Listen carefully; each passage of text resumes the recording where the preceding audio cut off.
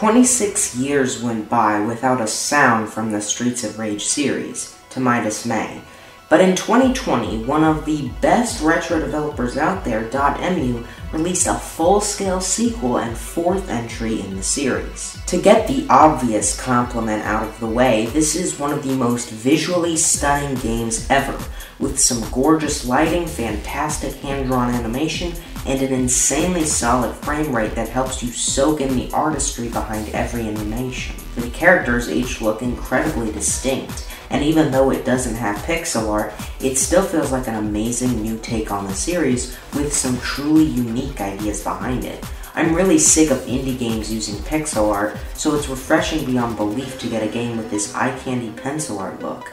It's honestly something that you'll notice through the whole game, as the backgrounds are also very and pretty. You get a ton of variety, not only in level set pieces and enemy designs, but also in playable characters. We have Axel and Blaze returning as they're in every game, along with Adam coming back in the form of an unlockable character in the middle of the story mode, and new characters as well. The new characters here are Cherry, Adam's daughter, who rocks a guitar and some heavy-hitting but also fast-paced moves, which make her by far my favorite main character to play as, and Floyd. Floyd is the protege of Dr. Zan from Streets 3, so we're really tying the whole franchise together. He has an awesome robotic arm and is a hulking giant who can easily take down any foe in his way. I don't like playing as him on some levels though, because as a trade-off, he is really slow. You're able to unlock retro characters as well, though you'll have to get a ton of points to do so.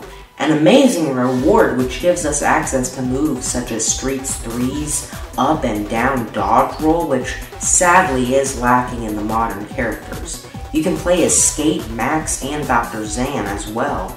They're not otherwise in the game playably, but you can even access the Streets 1 through 3 versions of playable characters like Axel and Blaze. The character designs are awesome too, with Floyd's epic cyborg look, Cherry's super unique and punk style, Adam's great and sleek look, and Blaze, who literally looks the exact same.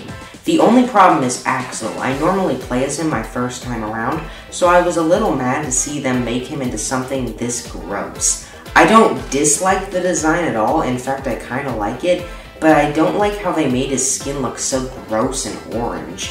So with that, you pretty much have one of my only complaints. The music is, after further examination, the best in the series and makes up for 3's disappointing score, though the rest of that game was so good it wasn't even a problem. The gameplay is hands down one of the best traditional beat-em-ups of all time.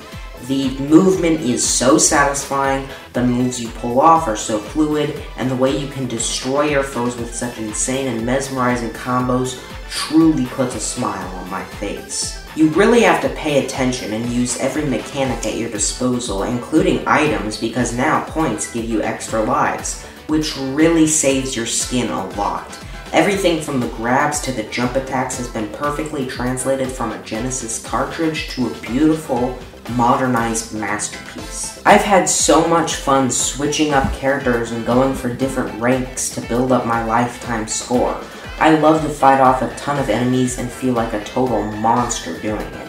It's completely perfected beyond belief, providing everything you want from a beat-em-up, and mixing it with tons of great references and mechanics from past entries that help every move to be satisfying and enjoyable. Nothing here is at all boring. Every stage has unique hazards and mechanics that can hurt you or the enemy, and the game constantly gives you new items and locations to experiment in.